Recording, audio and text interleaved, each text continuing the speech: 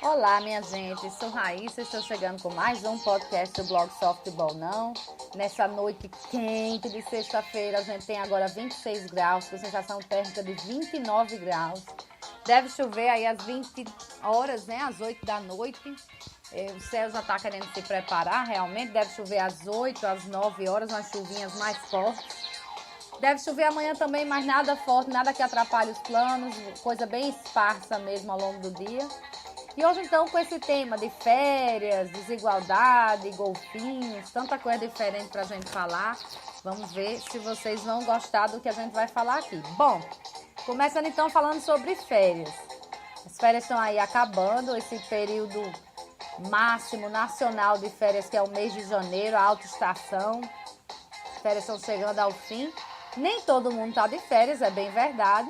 Mas às vezes a gente se pergunta se é assim também ao redor do mundo, né? Se todo mundo tem também um período de férias bom, como os brasileiros têm. E aí saiu nessa semana um levantamento, aliás, essa semana não, no fim do ano passado, na Super Interessante, um levantamento de férias ao redor do mundo. E segundo um ranking divulgado pela Organização Internacional do Trabalho, num estudo chamado Working Conditions Laws Report 2012, a Global Review, esse nome todinho para dizer que é um relatório sobre as leis de condições de trabalho de 2012, uma revisão global. O Brasil, por exemplo, está lá em 18º no ranking de férias, de um país com mais dias úteis de férias para os seus trabalhadores. Aqui estamos falando dos trabalhadores, não dos estudantes, que tem bastantes dias de férias, né? Mas, então, no Brasil nós temos 30 dias, até 30 dias seguidos de férias, e isso dá, então, 22 dias úteis. Então, o Brasil fica em 18º. Tem muita gente que reclama que aqui a gente tem muito feriado, as férias são longas, sei o quê, mas não estamos no topo do ranking, segundo a OIT. Lá no topo do ranking, por incrível que pareça, está o Kuwait, que tem 30 dias úteis de férias. Em segundo aparece, atenção, o Reino Unido, ali, né, Inglaterra, País de Gales, com 28 dias úteis. E em terceiro, pelo menos 3 países eu consegui achar lá na lista: Áustria, França e Luxemburgo. Olha aí que coisas chiques. 25 dias úteis de férias por ano lá para os trabalhadores desses países. Aí nós temos também países que quase não dão nada. Por exemplo, aqui do lado o Equador, 11 dias úteis apenas. Argentina e Japão, as férias não passam de 10 dias úteis. E Taiwan só dá uma semana para ser feliz. Aí você diz assim, onde estão os Estados Unidos e onde está a China no ranking? Como eles não têm legislação específica a respeito disso, especialmente os Estados Unidos não têm, eles não estão na lista. Mas, por exemplo, a China, ela tem um esquema todo diferente. Nos primeiros 10 anos lá de contrato de trabalho, o trabalhador tem direito a 5 dias por ano de férias. Não são nem úteis, são 5 dias. Depois que ele passa de 10 anos, então, ele tem direito a um dobro disso, 10 dias.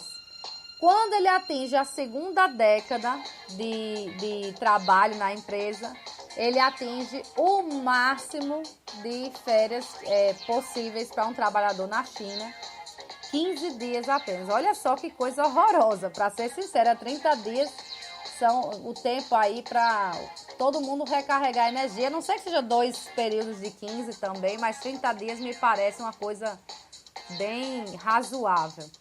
Aí, voltando então para os Estados Unidos, eles não estão na lista porque não há nenhuma legislação lá a respeito disso. É tudo muito livre, depende da negociação de patrão com o empregado. Mas, em geral, são 8 dias úteis, o que não passa de 10 dias, né? A prática de férias, sempre alguns alunos às vezes perguntam como é lá nos Estados Unidos. A prática é o trabalhador tirar 10 dias, é por isso, tão pouco tempo, é por isso que quando você conversa com um americano e fala em vacation, que todo mundo conhece como férias, eles já associam a uma viagem, porque só há um jeito de em 10 dias você recarregar mesmo suas baterias, que é você ir para outro canto, né? Você viver outra realidade, sair da sua vida ali por 10 dias. Então, para eles, sempre que se fala em vacation, está se falando em viagem, não exatamente em férias. E é por isso também que se eles têm que tirar férias, eles não vão tirar para ficar em casa. Até porque, é bom saber disso, não há remuneração. Você parou de trabalhar, então você não vai receber. Não é como aqui no Brasil, que além do seu salário normal, você ainda recebe um terço. No caso de lá, não é nem que não haja esse terço adicional. No caso, lá nos Estados Unidos, o trabalhador simplesmente não recebe. Ele não trabalhou, não recebe. A garantia que ele tem é de que o emprego o estará esperando quando ele voltar após os 10 dias. E nesses países de língua inglesa, os salários são semanais, né? Você recebe por semana. Então, vai ter uma semana que você não vai receber e a outra ainda vai ser cortada, né? Porque você vai ficar 10 dias, não vai ser uma semana inteira. Então, eu vejo muito povo dizer assim, eu quero ir para os Estados Unidos para ganhar dinheiro, não sei o quê. É bom pensar no período de férias, né? Só vai ter direito a 10 dias por ano. Quando tem, por exemplo, nessa última crise aí de 2008, que abalou muito o mercado americano, havia relatos de trabalhadores que passaram 3 anos sem tirar nenhum único dia de férias, né? Então, imagina um período de 10 dias. Durante 3 anos você não tirar nem 10 dias para recarregar suas energias. O pessoal com medo de perder emprego. Então, a gente fala aí nas férias, estão terminando, é bom valorizar o que a gente tem. O Brasil, então, está em 18º nesse ranking divulgado lá da OIT em 2012, porque dá 30 dias seguidos, 22 dias, conta aqui os dias úteis, 22 dias úteis de férias, que devem ser muito valorizados e pelo menos isso funciona aqui pelo Brasil. Agora vamos para outro tema de hoje, que é a desigualdade. Essa é da CNN e é para deixar a gente com um coraçãozinho bem apertado, principalmente nós mulheres. O Fórum Econômico Mundial, The World Economic Forum, divulgou no fim do ano passado que a igualdade está retrocedendo pela primeira vez desde que o seu rastreamento começou em 2006, né? Desde que esse grupo lá do Fórum Econômico Mundial começou a avaliar a igualdade de gêneros, né? O trabalho, não só trabalho, mas entre homens e mulheres. É a primeira vez desde 2006, quer dizer, isso foi em 2017, é a primeira vez em 11 anos, então, que o índice lá que eles usam para medir a igualdade caiu. Então, a desigualdade aumentou. E aí a gente não está falando só do Brasil, é no mundo. Esse desequilíbrio eles avaliam lá economia, local de trabalho, educação, política, saúde. E os anos de conquista aí das mulheres, depois de muita luta e num ano tão marcante como foi 2017, tem sido 2018, aí das lutas das mulheres, especialmente lá para a banda dos Estados Unidos, com várias campanhas postas nas redes sociais para lutar contra abuso, contra essa discriminação no pagamento de salário diferente, etc. Então, tantas campanhas, justamente o ano em que se marca essa queda na igualdade. Aí, as medidas, o que é que foi olhado realmente, né? O que é que foi realmente medido pela pesquisa? Foi a participação da força de trabalho feminina, a expectativa de vida das mulheres em relação aos homens e a quantidade de mulheres eleitas para o poder executivo. Para você ter uma ideia de como o negócio andou despencando, A organização descreveu 2017 como um ano ruim numa década boa, porque até então o índice vinha subindo, mas 2017 trouxe realmente um retrocesso. Para se ter uma ideia desse retrocesso, se a gente fosse seguir nesse passo de 2017 para frente, caminhando em direção à igualdade de gênero, seriam necessários exatamente 100 anos para que o vão no mundo inteiro que existe entre homens e mulheres nessas áreas já apontadas, esse vão fosse fechado, esse vão deixasse de existir. No ano anterior, em 2016, se fosse seguir o ritmo que existia ali, seriam necessários 83 anos. É ruim, mas 2017 deixou tudo muito pior, realmente, porque 100 anos nós não vamos ver, a não ser que a gente mude aí muito o ritmo de vida, mas nós não vamos ver esse gap, né? essa abertura, essa desigualdade deixar de existir. Pelo menos não nessa geração. Se olharmos apenas para a economia, que foi uma das coisas olhadas lá pela pesquisa, aí, minha gente, o negócio piora. Seriam 217 anos para equiparar economicamente homens e mulheres. A lista divulgada por eles tem 144 países. Para se ter uma ideia do negócio, os Estados Unidos estão em 49º lugar, o lugar 49, e caiu 4 posições. Quer dizer, ele estava um pouquinho mais acima, estava lá em 45º.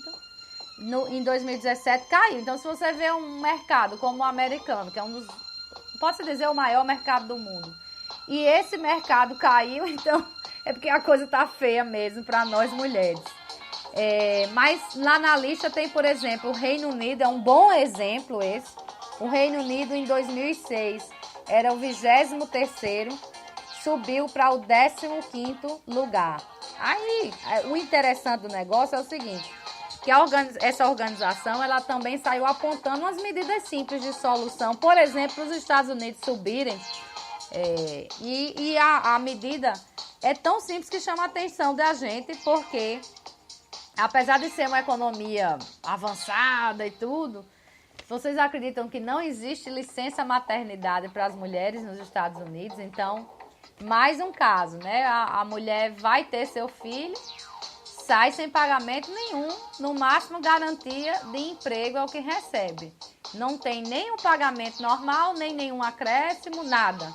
Aqui a gente tem aí a licença maternidade, tem também até paternidade, né? Licença paternidade. Então, vê como o Brasil tem uma legislação trabalhista avançada e a gente vê essa luta enorme para rasgarem toda a legislação e acabarem com a justiça trabalhista, começa a entender um pouco essas coisas. Então, o Fórum Econômico Mundial estava sugerindo aos Estados Unidos que adotassem a licença maternidade para diminuir essa diferença enorme existente no mercado de trabalho, na economia, entre homens e mulheres, porque as mulheres parece que são punidas por serem mulheres, não podem ter filhos. Não sei como é que o mundo avançaria se a gente não tivesse filho, né? Não entendo. Quem carrega 9 meses, quem se lasca é a mulher, para resumir. No fim, tem que ainda dar aquele período de amamentação e tudo do recém-nascido, que é tão importante. E um país, por exemplo, como os Estados Unidos, não tem licença maternidade. É um absurdo sem tamanho. Graças a Deus nós temos por aqui, se não rasgarem isso também, mas nós temos. Nenhum país atingiu a paridade entre os gêneros quando se trata de oportunidades econômicas e de trabalho, o que significa que as mulheres, mundo afora, recebem menores salários e têm menos oportunidades no trabalho do que os homens com quem elas trabalham. É uma coisa, realmente é um vão. Mesmo o país que está lá em primeiro, ele ainda tem desigualdade de gênero em mercado de trabalho, em economia, em todas essas áreas que a gente falou aqui. Então, é uma luta inglória, né? Que aí, se a gente voltar para o índice aqui, que diz que se a gente seguir no passo 2017, só daqui a 100 anos, é fogo. Então, a gente não pode fechar os olhos para isso. Mulheres não podem fechar os olhos para isso. Principalmente as mulheres. Os homens são bem-vindos nessa luta também.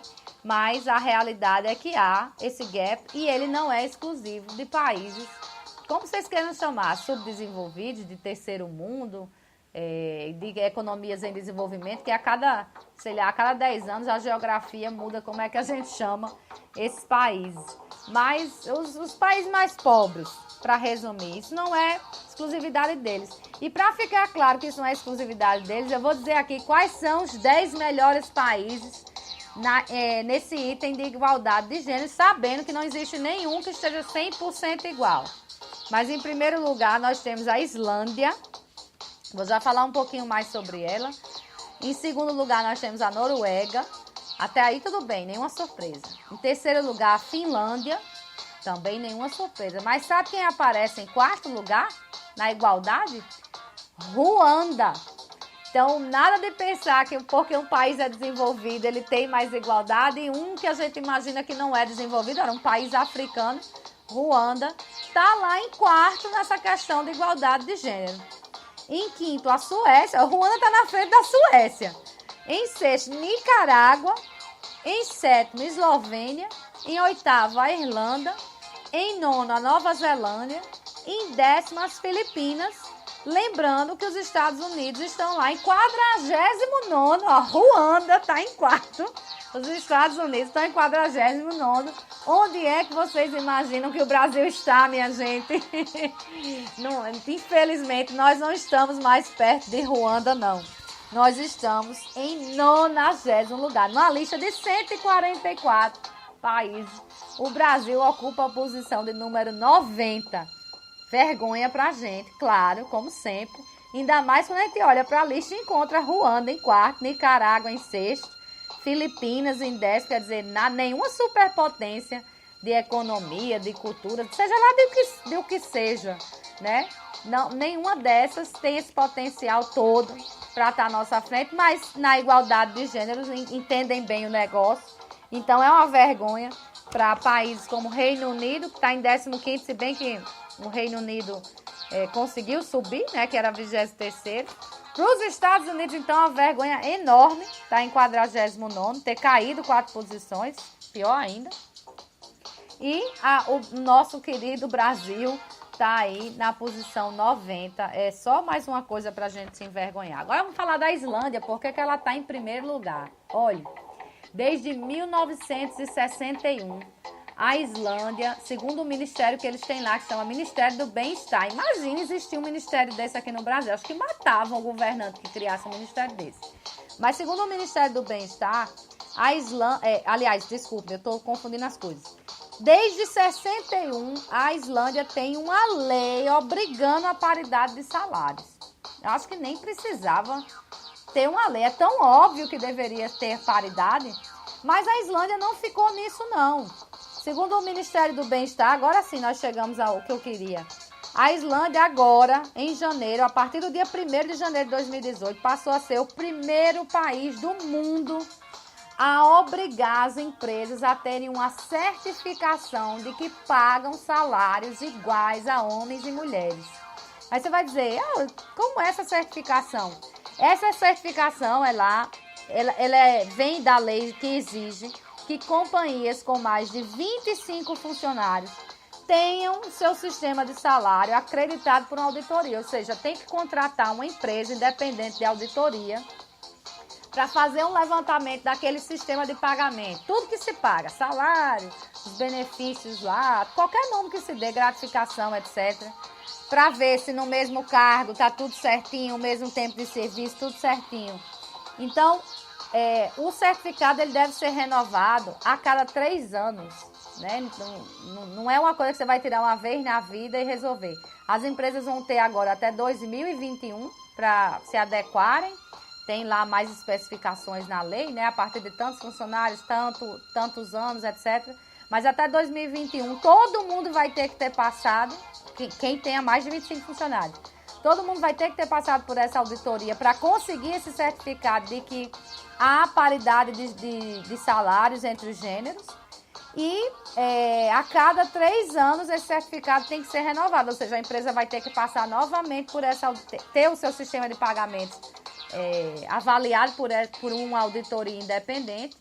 E quem descumprir a lei vai pagar multa diária. E lá a fiscalização é do Centro para a Igualdade de Gênero, que é já quem administra esse ato sobre igualdade de direitos para homens e mulheres. Como eu disse, desde 61, que a paridade de salários é lei por lá e que determina, então, que haja igualdade de oportunidades em todas as esferas da sociedade. Esse ato não é exclusivo do salário. Mas, então, você vê um país que já está em primeiro, tem esse tipo de atitude para conseguir chegar à igualdade. Não o satisfez de estar em primeiro, porque, como eu disse, nenhum país do mundo tem, de fato, a igualdade 100% de gêneros. Não, sempre tem um gap ali, separando homens e mulheres, quanto à remuneração, quanto às oportunidades de trabalho, etc, etc. Então, mesmo em primeiro, a Islândia criou essa legislação e vai aplicar agora. Aqui no Brasil, acho que seria uma graça. Isso. Primeiro, que as auditorias, ninguém ia confiar nelas. Segundo, que certificado, só Jesus sabe quem é que ia dar, como ia se dar a corrupção para se garantir esse tipo de coisa. Quem ia, de fato, olhar quanto a pessoa recebeu ou não, quantos patrões não iriam obrigar o povo a assinar que recebeu uma coisa sem ter recebido. É fogo. Infelizmente, a gente já tem esse DNAzinho de como burlar a legislação, como passar por cima das leis. Parece uma desgraça, parece ser o destino nosso por aqui. Mas fica aí o exemplo. E para esse povo que diz que falar em igualdade de gênero é coisa de mimimi, é coisa de feminismo e não sei mais lá o que o povo fala, é uma questão de quem sofre na pele, né? Você exercer o mesmo cargo de um homem e por causa disso receber menos, só porque ele é um homem e você é uma mulher, sem nenhum outro tipo de distinção, isso é um absurdo. Hoje eu peguei andando, inclusive na CBN, sendo lida lá uma pesquisa. Infelizmente eu não peguei tudo, eu peguei andando. Mas eu sei que eles pegaram um determinado grupo lá de uma empresa e deram as características de um líder. Aí agora eu não vou lembrar quais eram as características, porque como eu disse, eu peguei o negócio andando. Mas para resumir o negócio foi assim. Deram as características, mas deram a entender a eles que era um líder. O que eles achariam de ter um líder, um homem, então, com aquelas características como líder. A aprovação foi quase que unânime do grupo. Não, isso tem que ser assim mesmo, muito bom. Quando eles pegaram outro grupo, deram as mesmas características, mas disseram que o que eles achavam de uma líder com aquelas características, aí houve a rejeição. Só para se ter uma ideia do que a gente passa nessa questão da igualdade. Quando se disse que era um homem, foi identificado então que era um grande líder, que não havia problema. Quando se deu aquelas características para uma mulher que seria líder, aí já não prestava mais. Então, é óbvio que isso existe. Ninguém vai ser hipócrita de dizer que a desigualdade, ela continua e muito forte. A gente tem que lutar todos os dias. É igual ao racismo e outras coisas mais. Existem e a gente tem que ir mesmo brigando. E agora esse povo muito reacionário está aí brigando para que as coisas voltem a ser como antes. Mulher dentro de casa esquentando a barriga no fogão e esfriando no tanque, né? E homem solto por aí, aquela história de prendam suas cabras que meu bode tá solto. Acho que isso já tá, pelo menos de mentalidade, muito já se avançou. Não dá mais para regredir, mas que nós temos ainda muito a avançar, temos sim. E para provar que a gente tem muito o que avançar, saiu do New York Times essa semana, acho que foi nessa semana ou foi na outra, infelizmente eu não vou lembrar aqui a data, uma reportagem falando dos golfinhos. Chegamos aos golfinhos aí do nosso título de hoje. Olhe, humanos, chimpanzés, elefantes, golfinhos e até uma ave chamada pega-rabuda. Nunca ouvi falar nessa ave na minha vida. Ela é branca e preta. Todos esses animais, inclusive os humanos, que somos animais também, são capazes de se reconhecer diante de um espelho, como estudos científicos mostram. Isso aí já é barbada. Eu até nem sabia disso, eu achava que só os humanos se reconheciam no espelho. Mas os estudos já mostram que chimpanzés, elefantes, golfinhos e até essa ave chamada pega-rabuda conseguem se reconhecer, prestar atenção que aquilo que aparece ali na frente dela, no caso do espelho, não é um outro animal e sim ela própria. Bom, aí a reportagem da New York Times continua lá dizendo que as crianças começam a mostrar sinais de autorreconhecimento aproximadamente aos 12 meses de idade, ou seja, próximo de 1 ano de idade, um pouquinho mais, um pouquinho menos, os seres humanos começam a mostrar sinais de autorreconhecimento. Olham no espelho e sabem que são eles mesmos que estão aparecendo ali. Os chimpanzés conseguem isso por volta dos 2 anos de idade. Mas, olha só que surra levamos. Os golfinhos começam a fazer pose no espelho aos 7 meses de idade. 5 meses antes de nós. 2 golfinhos foram estudados durante 3 anos no National Aquarium, o Aquário Nacional lá em Baltimore, por Diane Ross, não, Ross é a cantora, né? Diane Rice, que é psicóloga da Hunter College, e Rachel Morrison, que na época estava se formando em psicologia, mas hoje já é professora auxiliar do Departamento de Psicologia da University of North Carolina, Pembroke, a Universidade da Carolina do Norte, Pembroke. E os resultados foram publicados, então, por esses dias aí no jornal Plus One. Mas o interessante da pesquisa, eu não vou falar tudo a respeito dela, é que os 2 golfinhos eram um macho e uma fêmea. O golfinho fêmea, então, era chamado de Bailey. E Bailey foi, então, a primeira a demonstrar sinais de comportamento autodirigido, como dar piruetas, fazer poses diferentes. Agora, quando botavam um espelho, o espelho era aquele espelho de uma face só, que permitia aos pesquisadores olharem por trás ao mesmo tempo, filmarem tudo. Então, Bailey foi a primeira a perceber que aquilo era o espelho, que aquilo era a imagem dela, e foi a primeira a dar as piruetas e fazer poses diferentes lá para se exibir para si mesma. O macho Foster, ele já era um pouquinho mais velho, ele já tinha começado a pesquisa com 14 meses de idade, quer dizer, por isso até que se descobriu que era com 7 meses por causa de Bailey. Mas quando ele descobriu também o espelho, que já foi depois de Bailey, ele já demonstrou um gosto lá por virar de cabeça para baixo e fazer bolhas na frente do espelho. Já imaginaram um negócio desse? Chegar lá com a... Eu não sei se diz boca ou focinho no golfinho, mas eu vou dizer boca que vocês entendem aí. Então o golfinho chegava lá com a boca bem pertinho do espelho e ficava soltando umas bolinhas para olhar na imagem. Olha que coisa mais engraçada. Mas sabem qual é o detalhe mais interessante de tudo? Ainda mais hoje aí que a gente está falando de férias, de salário, de licença maternidade e nada. É que quem mais visitou o espelho para se olhar então e fazer as piruetas tudo, foi o macho Foster, né? Foi registrado lá na pesquisa, eles não sabem dizer ainda por quê, mas o macho foi ao espelho muito mais vezes do que a fêmea, e até a doutora Rice diz lá que, textualmente, ele claramente estava interessado em se ver. Então, pelo menos aí nos golfinhos parece que o egocentrismo está maior, ou narcisismo, né? Pode ser que Foster esteja se achando muito bonito e gosta de ver sua imagem lá. Imaginem se esses animais descobrirem como se tira uma selfie. Aí o negócio pega, porque o ser humano já está capturado por isso há muito tempo, de fazer pose de frente para uma tela, primeiro no espelho, agora numa tela que reflete o que está passando ali, aquelas câmeras com a inversão, né, que você se vê. Então, imagina aí quando chimpanzés, elefantes, a pega-rabuda começarem a utilizar uma câmera. Os golfinhos, então, que estão conseguindo isso antes da gente, esse autorreconhecimento, essa percepção de que estão no espelho e não que é um outro animal, antes dos seres humanos, quer dizer, mais cedo que os seres humanos.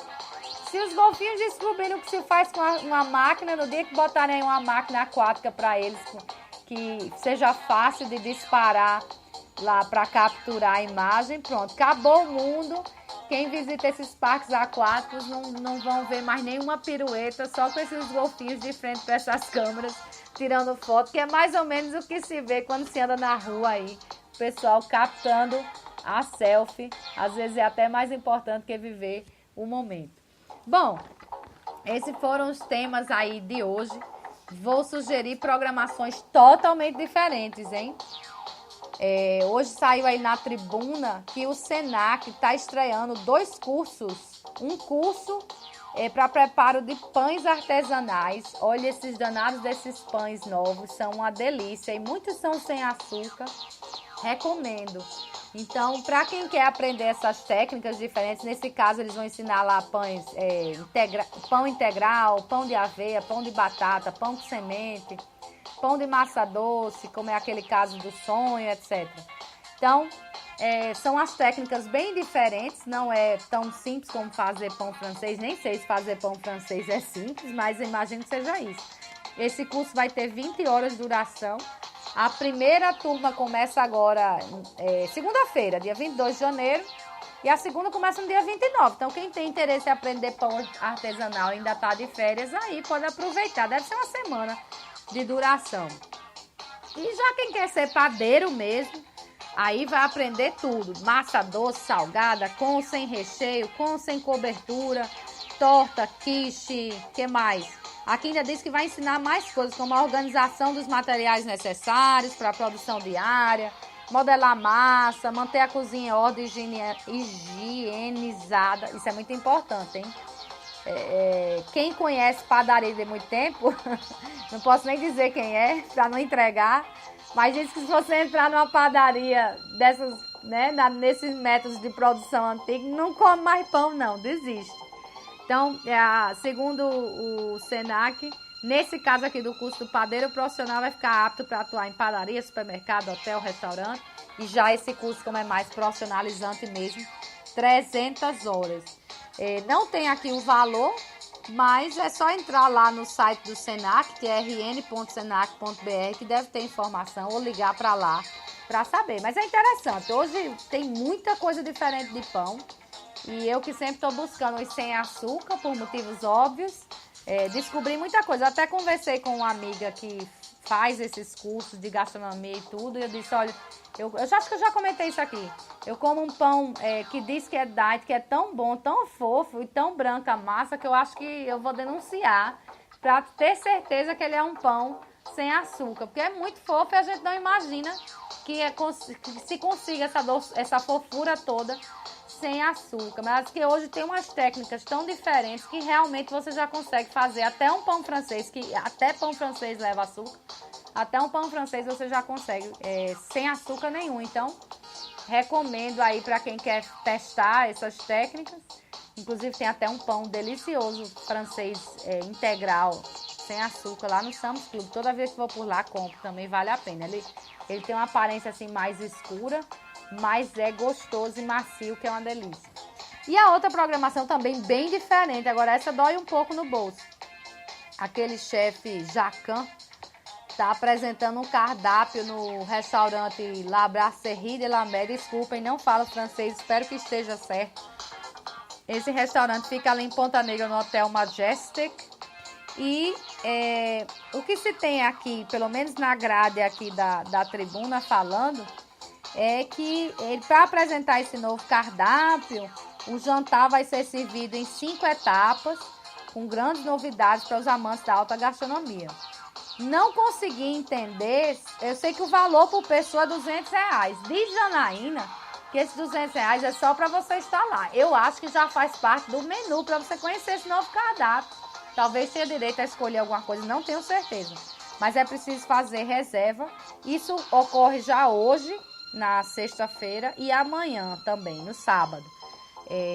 Então, quem quiser ver lá o Jacan, que vai comandar então esse jantar, o famoso Jacan, R$200 pessoa. Não sei se já está incluso aí alguma coisa ou se é só para olhar para Jacan esses R$200 e você vai ter que gastar mais. Mas se for já com a comida inclusa aí, mesmo que você não tenha a opção de escolher, tá até um valor bom para ser um restaurante caríssimo, como se conhece aqui. Já ouvi história de gente que foi jantar por lá, casal, e gastou R$1.500. Então, 200 tá até uma promoção É um programa diferente. Bom, é isso, né? Renovo o convite, então, para sexta, 7 da noite.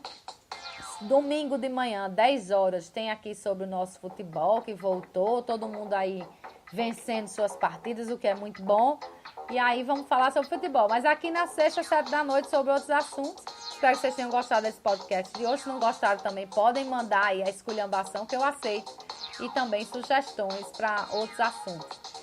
É isso, minha gente. Bom fim de semana e até lá.